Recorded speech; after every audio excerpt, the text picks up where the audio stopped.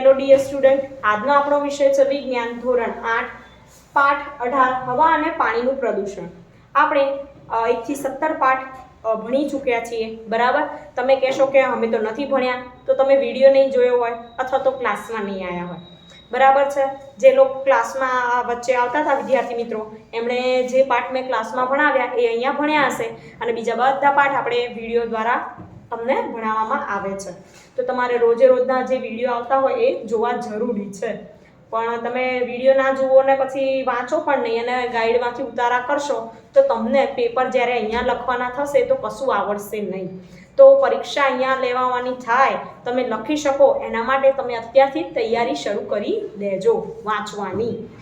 હવે આપણું આ છેલ્લું ચેપ્ટર છે પાઠ 18 હવા અને પાણીનું પ્રદૂષણ. પાઠનું નામ છે એના પરથી તમને આઈડિયા આવે કે પાઠ સહેલો હશે કે અઘરો. હવા અને પાણીના પ્રદૂષણ વિશે તમે નાના ધોરણથી ભણતા આવ્યા છો, બરાબર ને? કદાચ ચોથા ધોરણથી પર્યાવરણમાં આવા પ્રદૂષણ વિશે પાઠ આવતા હતા, હા કે ના? પાંચમામાં, છઠ્ઠામાં, સાતમામાં, આઠમામાં. અને તમારી આજુબાજુ પણ તમને ખબર છે, કદાચ સામાજિક વિજ્ઞાનમાં પણ આવે છે પ્રદૂષણ વિશે એક પાઠ છે, બરાબર ને? હવાનું, પાણીનું, જમીનનું. અહીંયા તો આપણે બે જ ભણવાના છે, હવા અને પાણી. એમાં તો કદાચ જમીન એ ઉપરાંત ઘોંઘાટનું પ્રદૂષણ પણ આવે છે, બરાબર? તમને એવું પૂછે કે પ્રદૂષણના કેટલા પ્રકાર છે, તો તમને ખબર હોવી જોઈએ. હવા, પાણી, જમીન અને ઘોંઘાટનું પ્રદૂષણ, પોલ્યુશન. જો અત્યારે આ અવાજ આવ્યો આપણા વર્ગમાં, બરાબર, બીજનો બાટલો પાણીનો પડી ગયો તો એ પણ શું થયો? ઘોંઘાટ જ થયો કહેવાય, હે ને? તો આવું ઘરમાંય થતું હોય ઘણી બધી જગ્યાએ. વિદ્યાર્થી મિત્રો સ્કૂલમાં આવવા લાગ્યા છે, જે ઘરે રહીને અભ્યાસ કરે છે એ પણ શાળાએ આવે તો આવું થાય. પાઠ્યપુસ્તક રેડી રાખો એટલે હું જે સમજાવું તમે સમજી શકો અને અગત્યના પોઈન્ટ નોટબુક પર તમારે લખવાના છે. તો ચલો જુઓ, હવા અને પાણીનું પ્રદૂષણ. તમને હું એક ઉદાહરણ આપું, એના પરથી તમને ખ્યાલ આવશે. તમે તાજમહેલ જોયો હશે, એટલે કે રિયલમાં નહીં જોયો હોય પણ તમે ચિત્ર, ટીવીમાં ને સમાચારમાં ને એમ બધે તમે જોયો હશે. હવે તાજમહલ કેવા રંગનો છે? સફેદ. પણ મેં પ્રશ્ન શું પૂછ્યો? હવે. પહેલા તો સફેદ હતો જ, બરાબર, પણ હવે ધીમે ધીમે ધીમે પીળો, યસ, પીળો પડવા લાગ્યો છે. કેમ પીળો પડવા લાગ્યો? તો વાતાવરણના હવાના પ્રદૂષણના કારણે તાજમહલના જે આરસપાણમાંથી બન્યો છે એમાં ધીમે ધીમે ધીમે પીળાશ આવતી ગઈ છે. એટલે સાવ એકદમ યલો કલર નથી. પાછા ઘણા કહેશે કે મેમ અમે તો જોયું સફેદ જ છે, પણ વાત હું શું કહું એ સમજજો. તો એને માર્બલ કેન્સર કહેવાય છે. જેમ આપણા શરીરને ધીમે ધીમે ધીમે રોગ થતો જાય ને, એમ તાજમહલને પણ અસર થઈ છે આ પ્રદૂષણના કારણે. જે 7 અજાયબીઓમાંની એક છે તાજમહલ, અને જોવાલાયક સ્થળોમાં પણ હેરિટેજ એટલે કે આપણા વારસો છે જે ભારતનો, એની જોવા માટેની પણ એક ઉત્તમ શું કહેવાય કૃતિ છે. પણ ધીમે ધીમે ધીમે શું થવા લાગ્યું? તો પ્રદૂષણના કારણે તે પીળાશ પડવા લાગ્યો છે. તો આપણે એના પરથી વિચારવું જોઈએ કે જો એક ઇમારતને પણ આટલું નુકસાન થતું હોય તો આપણે તો માનવ શરીર છે. પહેલાંના સમયમાં, હવે આપણા વિશે સમજાવું કે પહેલાંના સમયમાં લોકો 100 વર્ષ, ઘણા તો 100થી ઉપર વર્ષો પણ જીવતા હતા. હવેનું જીવન કેવું થઈ ગયું છે તમે જાણો છો કે 50 વર્ષ તો માંડ જીવે છે અને રોગોય થવા લાગે નાની ઉંમરમાં, બરાબર, અને ગમે તેમ મૃત્યુ પામી જાય છે. કેમ? કારણ કે પ્રદૂષણની અસર આપણા શરીરમાં પણ થઈ છે. કેવી રીતે? તો આપણે અત્યારે આપણી આસપાસ જે વાતાવરણ છે એ વાતાવરણ દૂષિત છે. આપણે સ્વચ્છ હવા લેતા નથી. તમે કેવું બધા આવી ગયા. આપણી આસપાસ વાતાવરણમાં આપણને નુકસાન પહોંચાડતા વાયુઓ પણ રહેલા છે, જે ધીમે ધીમે ધીમે આપણા શરીરમાં જઈ રહ્યા છે અને આપણને ધીમે ધીમે ધીમે કેવા બીમાર પાડી રહ્યા છે. તમે હમણાં વચ્ચે ન્યૂઝ જોયા હશે અથવા તો ન્યૂઝપેપર રીડ કરતા હશો તો ખબર હશે કે દિલ્હીમાં થોડા દિવસો પહેલાં એકદમ ધુમ્મસવાળું અને વિઝિબિલિટી એકદમ ઓછી થઈ ગઈ હતી, કંઈ દેખાય જ નહીં એવું વાતાવરણ થઈ ગયું હતું. તો સ્કૂલો, ધંધાઓ બધું સરકારે બંધ કરી દેવાની ફરજ પાડી હતી. કોઈને બહાર નીકળવાની ના પાડી હતી. કેમ? કારણ કે કશું દેખાય જ નહીં અને એટલું બધું પ્રદૂષણ આવી ગયું હતું કે જો મનુષ્યના શરીરમાં જાય તો પણ નુકસાન પહોંચે અને રસ્તા પર કંઈ દેખાય નહીં તો કંઈ કામ થઈ શકે નહીં.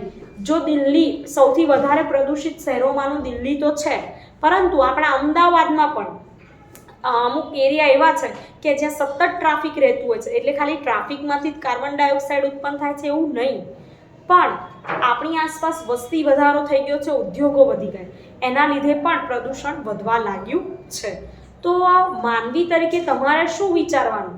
આપણે આસપાસ વૃક્ષો વાવવા જરૂરી, આવું તમે જાણો છો, કારણ કે વૃક્ષો આપણને શું આપે છે? બોલો. ઓક્સિજન આપે છે, એટલી તો ખબર છે ને. તો આપણે વૃક્ષો વધારે વાવવા જોઈએ. તો આ મેં તમને બેઝિક માહિતી આપી હવા અને પાણી વિશે.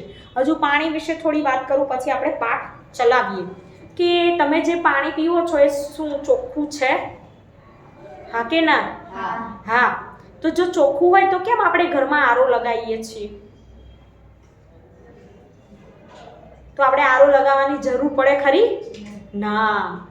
પણ પહેલાના સમયમાં કેવું પાણી પ્રદૂષિત નહોતું, પણ હવે ઉદ્યોગો અને ધંધાઓ વધવાને લીધે, ફેક્ટરીઓ વધવાને લીધે શું થયું છે કે પાણી પ્રદૂષિત થવા લાગ્યું, કેમિકલ વાળું થવા લાગ્યું. નદી તળાવમાં ગમે તેમ સરકાર નિયમો રાખે છે, પણ તોય એ પાણી એમાં છોડવા લાગ્યા અને એવું પાણી આપણને શું આવે? પીવામાં આવે તો આપણને રોગો થાય. એ રોગો ના થાય એટલા માટે આપણે આરો લગાવીએ છીએ ઘરમાં, બરાબર. પણ શું બધા આરો પ્લાન્ટ રાખી શકે ઘરમાં? એટલા પૈસાવાળા હોય છે ભારતના દરેક નાગરિક? ના. જેમને તો ખાવા પીવાની તકલીફ હોય એ બિચારા કેમ ના આરો પ્લાન્ટ લગાવી શકે? તો એમના શરીરમાં ધીમે ધીમે શું થાય છે? પાણીથી થતા રોગો થાય છે. અને આપણે તો આરો ફિલ્ટર બધું વાપરીએ, ઉકાળીને પીએ, તોય ઘણીવાર ચોમાસામાં આપણને ઝાડા ઉલટી, કોલેરા, કમળો જેવા રોગ થતા હોય છે, બરાબર. તો પાણીનું પ્રદૂષણ પણ ખૂબ અગત્યનું છે. આપણે જીવવા માટે હવા, પાણી, જમીન જરૂરી છે. તમે જાણો છો આપણી બેઝિક જરૂરિયાત છે. તો હવે એ દૂષિત થાય તો આપણને અસર થવાની સ્વાભાવિક છે. તો આપણે આ પાઠમાં હવા, પાણીનું પ્રદૂષણ કેવી રીતે થાય છે, કયા કયા પરિબળો દ્વારા થાય, કેવી રીતે એને આપણે અટકાવી શકાય, એના વિશે અભ્યાસ કરીશું. તો આમાંથી તમને મુદ્દાસર પ્રશ્ન પૂછાઈ શકે, એક વાક્યવાળાએ પૂછાઈ શકે છે. તો તમારે એ રીતે તૈયારી કરવાની. તો ચાલો જુઓ. પહેલી અને બુઝો બંને સમાચાર સાંભળવા ખૂબ ઉત્સુક હતા. તાજમહેલ દુનિયાની 7 અજાયબીઓમાં સામેલ છે, પરંતુ જાણીને નિરાશ છે કે સફેદ આરસના સ્મારક તાજની સુંદરતા આજુબાજુના વિસ્તારના હવા પ્રદૂષણને લીધે જોખમમાં છે. હવા અને પાણીના પ્રદૂષણ સામે લડવા માટે કંઈ થઈ શકે કે નહીં તે જાણવા બંને આતુર હતા, બરાબર છે. આ બારી પર માટે હવે આપણે જાણીએ છીએ કે આપણું પર્યાવરણ જેવું હતું એવું રહ્યું નથી, બરાબર ને. પહેલાના સમયમાં ગામડાઓ, શહેરોનું વાતાવરણ કેવું હતું? એકદમ શુદ્ધ હતું. હવે વાતાવરણ એવું શુદ્ધ છે નહીં. તમે અહીંયા બોપલમાં રહો છો, પણ તમે કોઈ દૂરના ગામડાઓમાં જાઓ જોવા તો તમને બોપલના વાતાવરણમાં તમારા ત્યાંના વાતાવરણમાં ફરક લાગશે? હા, ઘણો ફરક લાગે, બરાબર. આજુબાજુ હરિયાળી હોય, વૃક્ષો હોય, જે અહીંયા જોવા મળતા નથી. હવે પર્યાવરણની ઘટતી જતી ગુણવત્તાના અહેવાલ આવતા હોય છે. આપણી જિંદગીમાં આપણે પણ જાતે જ હવા અને પાણીની ઘટતી ગુણવત્તાનો અનુભવ કરીએ છીએ. ઉદાહરણ તરીકે શ્વાસના રોગથી વધતા લોકોની સંખ્યા સતત વધી રહી છે, એટલે કે જે શ્વાસના રોગોથી પીડાય છે. હવે તો નાના નાના છોકરાઓને દમની બીમારી હોય છે, અસ્થમાની બીમારી હોય છે, ફેફસાની બીમારી હોય છે, બરાબર. તો એ નાનું બાળક કેમનું આવું થઈ ગયું? તો પ્રદૂષણના કારણે. હવે પહેલો પોઈન્ટ છે આપણું હવાનું પ્રદૂષણ.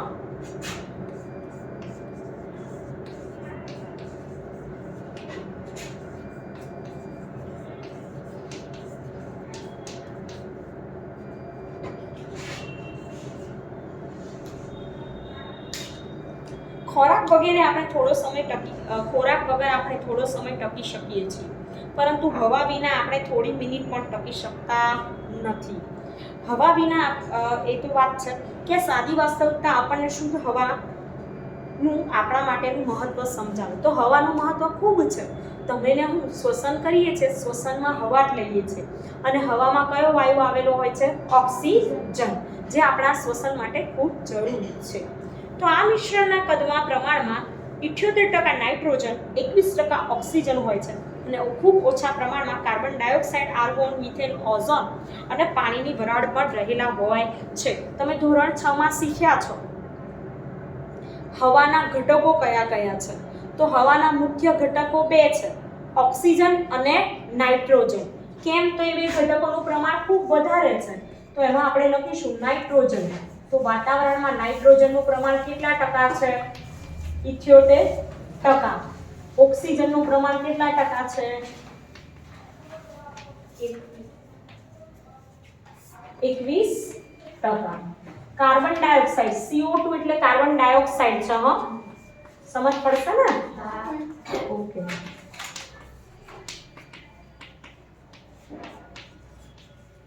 એનું 0.04%. અને બીજા બધા અન્ય વાયુઓ કેવા? તો મિથેન, ઓઝોન છે, આર્ગોન છે, પાણીની વરાળ પણ છે. પાણીની વરાળ એટલે બાષ્પ. હવે ધુમાડા કાઢતી ઈંટની ભઠ્ઠી પાસેથી નીકળતી વખતે તમે તમારા નાકને ઢાંક્યું હશે અથવા ભીડભાડવાળા રસ્તા પરથી પસાર થતી વખતે ખાંસી ખાધી હશે. તમારા અનુભવને આધારે નીચે દર્શાવેલા સ્થળોની હવાની ગુણવત્તાની સરખામણી કરો. બગીચો અને વ્યસ્ત રસ્તો. તો બગીચામાં હવા કેવી હશે? શુદ્ધ હશે. અને રસ્તામાં કેવી હશે? અશુદ્ધ, ભીડવાળો રસ્તો હોય ત્યાં. એ ઉપરાંત રહેણાંકવાળો વિસ્તાર અને ઔદ્યોગિક વિસ્તાર. તો આપણે જે એરિયામાં રહેતા હોય ત્યાં હવા કેવી હોય? શુદ્ધ. પણ જે ઔદ્યોગિક વિસ્તાર હોય ત્યાં હવા અશુદ્ધ હોય. એ ઉપરાંત દિવસના જુદા જુદા સમયે વ્યસ્ત ટ્રાફિકની ચોક્કસ જગ્યાએ નોંધ લો. ધારો કે સવારનો ટાઈમ હોય તો ઓફિસ અવર હોય, એટલે કે લોકોને કામે જવાનો સમય, તો ત્યારે ટ્રાફિક વધારે હોય. અને સાંજે છૂટવાનો ટાઈમ હોય બધાનો, ત્યારે પણ ટ્રાફિક ખૂબ વધારે હોય છે. બપોર નોર્મલ ટ્રાફિક હોય, એટલું બધું ના હોય, બધા આવતા જતા હોય પણ એટલું બધું નહીં. હવે બીજો વિચારવાનું કીધું છે કે ગામડું અને શહેર. તો તમને મારે સમજાવવાની જરૂર જ નથી, કારણ કે તમને ખબર જ છે કે ગામડામાં અને શહેરમાં, ગામડામાં લોકોનું રહેઠાણ કેવું હોય છે? તો એકદમ તંદુરસ્તીવાળું હોય, બરાબર. અને શહેરમાં કેવું હોય છે? અસ્તવ્યસ્ત. અને હવા પણ એટલી ચોખ્ખી હોતી નથી, કારણ કે શહેરમાં વસ્તી વધારો હોય છે, ગામડાઓમાં ઓછી વસ્તી હોય. એ ઉપરાંત વૃક્ષો પણ હોય અને શુદ્ધ ભોજન હોય, બરાબર છે. જ્યારે શહેરમાં એવું હોતું નથી. તો કયું જીવન વધારે સારું કહેવાય? ગામડાનું જીવન વધારે સારું કહેવાય. ઉપરની પ્રવૃત્તિમાં તમારું એક અવલોકન વાતાવરણમાં જોવા મળતા ધુમાડાના પ્રમાણમાં ફેરફાર વિશેનું હશે. તમે જાણો છો કે ધુમાડો ક્યાંથી આવ્યો? આવા પદાર્થોનો વાતાવરણમાં ઉમેરો થવાથી તેમાં પરિવર્તન આવે છે. એટલે કે આ ધુમાડો ઉદ્યોગોમાંથી તો ધુમાડો નીકળે જ છે, પરંતુ આપણે ઘરમાં બળતણ તરીકે પણ લાકડા, છાણા, કેરોસીન, કોલસાનો ઉપયોગ કરતા હોઈએ, એમાંથી પણ ધુમાડો નીકળતો હોય છે. એ ઉપરાંત વાહનોમાં પણ બળતણ તરીકે આપણે ઉપયોગ કરીએ છીએ પદાર્થોનો, તો એમાંથી પણ ધુમાડો નીકળે છે. અને એ ધુમાડો ક્યાં જાય છે? હવામાં. અને એ હવા કેવું કરે છે? અશુદ્ધ કરે છે. જ્યારે હવા આવા અનિચ્છનીય પદાર્થોથી દૂષિત થાય છે ત્યારે સજીવ તથા નિર્જીવ બંને નુકસાનકારક અસર કરે છે, જેને હવાનું પ્રદૂષણ કહે છે. તો અંડરલાઈન કરજો, હવાનું પ્રદૂષણ એટલે શું? વ્યાખ્યા લખાવું છું, મારી સાથે લખજો.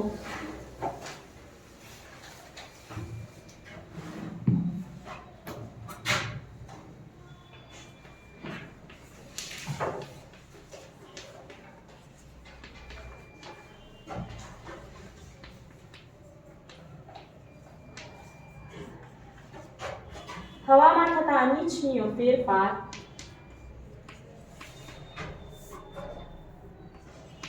કે જે માનવ જીવન માટે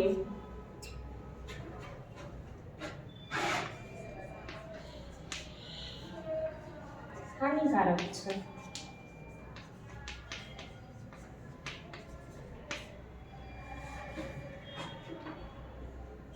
હાનિકારક છે તેને હવાનું પ્રદૂષણ કહે છે.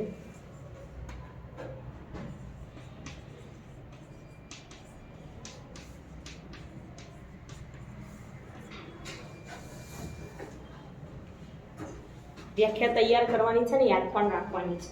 હું ખાલી લખાવા ખાતે તમને વ્યાખ્યાઓ લખાવતી નથી, દરેક પાઠમાં વ્યાખ્યા આવે છે તો એ વ્યાખ્યાઓ તૈયાર કરવાની. બરાબર. હવે વાત કરીએ આગળનો પોઈન્ટ કે હવા કઈ રીતે પ્રદૂષિત થાય. તો હવાને પ્રદૂષિત કરનારા પરિબળો આપણો આગળનો ટોપિક.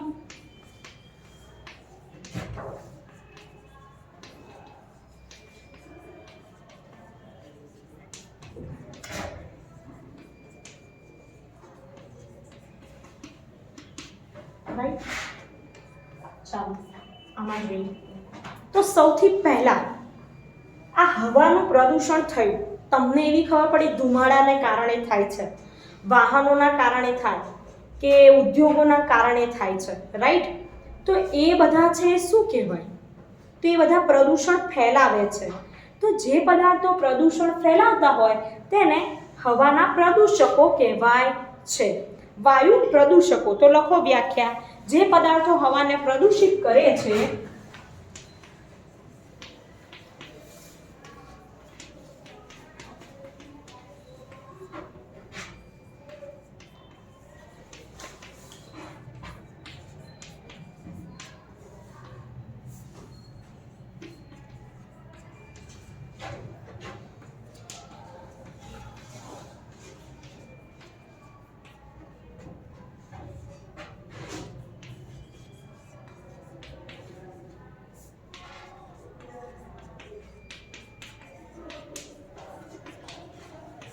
તેને વાયુ પ્રદૂષકો કહે છે.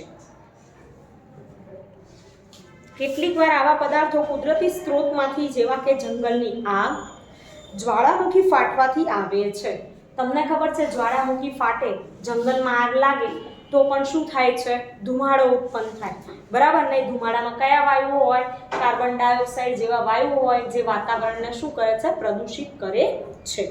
હવે જો વાયુ પ્રદૂષકોના સ્ત્રોતમાં કારખાના, વિદ્યુત મથકો, વાહનોના ધુમાડા, બરાબર.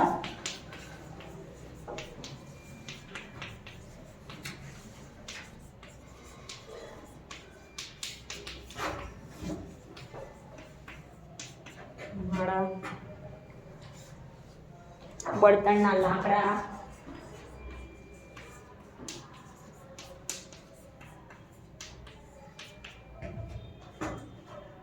તથા છાણાના દહનનો સમાવેશ થાય છે.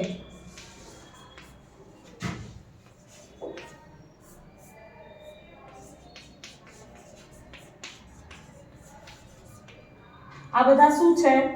તો હવાને પ્રદૂષિત કરનારા પરિબળો છે.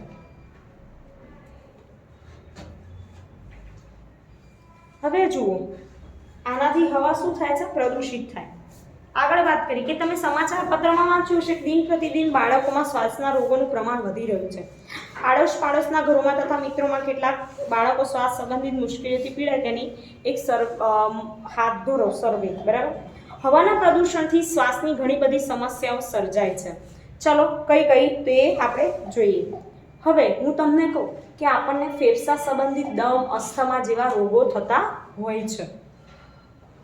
કેન્સર પણ ઘણીવાર થતું હોય છે ફેફસાનું.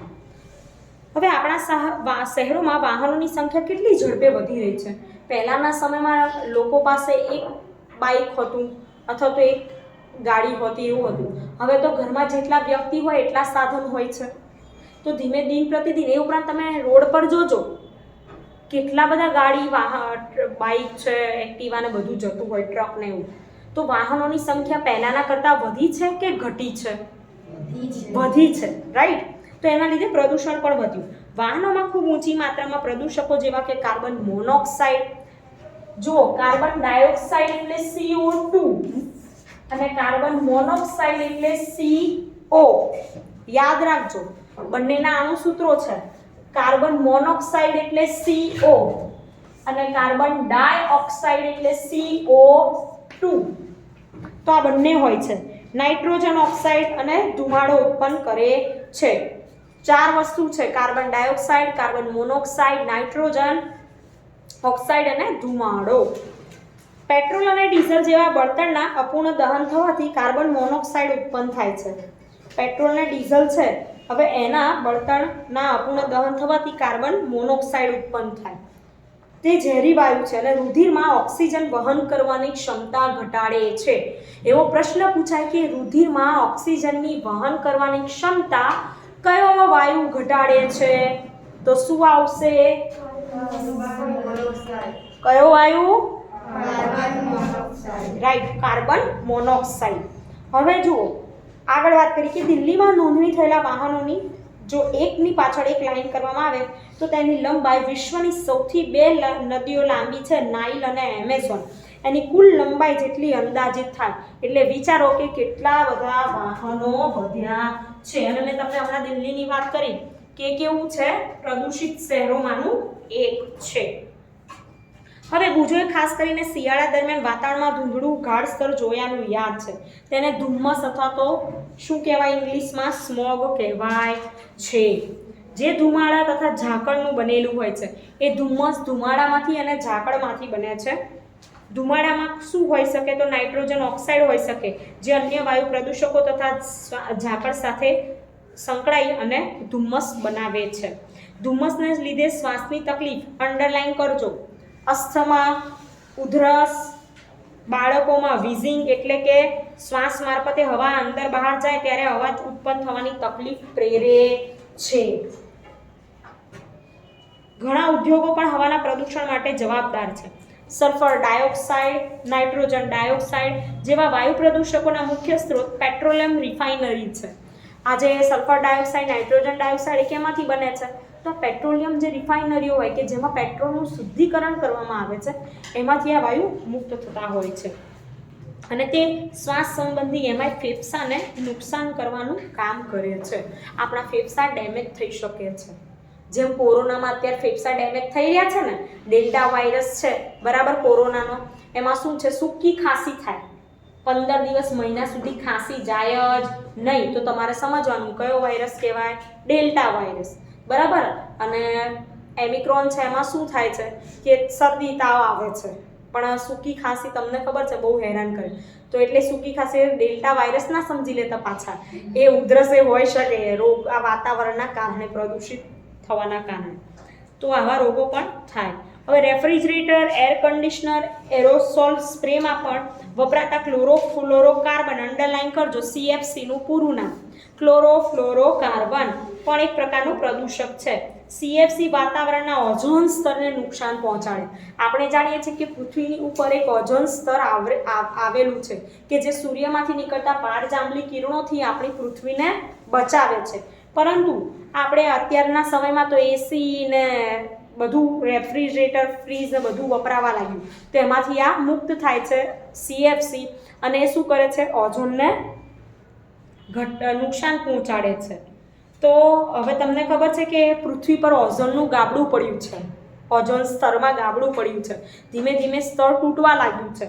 જો વધારે ને વધારે આવું થયું તો આપણને સૂર્યના પારજાંબલી કિરણોથી ઓઝોન સ્તર બચાવી શકશે નહીં. તો આપણે શું કરવું જોઈએ? પ્રદૂષણ ઓછું કરવું જોઈએ અને કુદરતી ઉપાયો કરવા જોઈએ બરાબર. અને આ બધી સાધનો, મશીનોનો ઉપયોગ ઓછો કરવો જોઈએ. હવે ઘણીવાર એવું છે કે CFC ને બદલે ઓછા નુકસાનકારક પદાર્થો પણ વપરાય છે. ઉપર દર્શાવેલ વાયુ ઉપરાંત ડીઝલ, પેટ્રોલને બળતણ તરીકે વાપરતા વાહનો પણ સૂક્ષ્મ કણો ઉત્પન્ન કરે છે, જે હવામાં લાંબા સમય સુધી નિલંબિત રહે છે અને એક દ્રશ્યતા ઘટાડે છે, એટલે કે વિઝિબિલિટી ઘટાડે. દિલ્હીમાં શું થયું કે જે વાહનો છે એ વાહનોમાં પેટ્રોલ અને ડીઝલ ઉપયોગ લેવાય બધા વાહનોમાં, એટલે ધીમે ધીમે શું થાય છે કે દિલ્હીમાં અમુક વાર એટલું બધું પ્રદૂષણ વધી જાય છે તો જે દ્રશ્યતા હોય ને, આ સામે હું તમે બેઠા હોય તો તમે મને ના દેખાવ અને હું તમને ના દેખાવ, એવી રીતે થાય છે દિલ્હીમાં, બહુ બધી વાર થાય છે. તો સરકાર એના પર વિચારણા કરી રહી છે, પણ પ્રદૂષણ એટલું બધું છે કે કેવી રીતે ઘટાડી શકાય. તો આવું આપણે ધ્યાન રાખવું જોઈએ. વિદ્યુત મથકો રાખના સૂક્ષ્મ કણો પેદા કરે, તે પણ વાતાવરણને દૂષિત કરે. પછી સ્ટીલની બનાવટમાં તથા ખાણ ઉદ્યોગોમાં પણ આવા કણો ઉત્પન્ન થાય છે અને આ બધું શ્વાસમાં જાય ને તો પણ શું થાય? રોગ થાય. તો હવે વાયુ પ્રદૂષકો, સ્ત્રોત અને એની અસરો. તો આ જે વાયુ પ્રદૂષકો છે, ધારો કે આપણે વાત કરીએ પેટ્રોલ, ડીઝલ, તો એ શું કરે છે? સ્ત્રોત કહેવાય, પેટ્રોલ ડીઝલ સ્ત્રોત છે, બરાબર છે. અને વાયુ પ્રદૂષકો પણ છે. નિલંબિત કણો અવકાશ આપણા હવામાં રહે છે, એનાથી શું થાય તો આપણી દ્રશ્યતા ઘટાડે છે, આપણી જોવાની જે વિઝિબિલિટી હોય એ ઘટી જાય. એ ઉપરાંત આગળ વાત કરીએ કે CFC, તો એ શું કરે છે, ઓઝોન સ્તરમાં ગાબડું પાડે છે, ધીમે ધીમે એનું સ્તર તૂટવા લાગ્યું છે. એવા ઘણા બધા ઉદાહરણ તમે લઈ શકો. આટલા બધા વાયુ પ્રદૂષકો ભણ્યા તો તમે આવી રીતે મુદ્દાસર પ્રશ્નમાં હવા પ્રદૂષિત કરનારા પરિબળો વિશે પૂછાય તો તમારે પોઈન્ટ લખવાનું, એની નીચે સમજૂતી આપવાની રહેશે. તો આ વિડીયોમાં આપણે આટલે સુધી રાખીશું. મેં તમને જે સમજાવ્યું એ તમે તૈયાર કરજો. Thank you.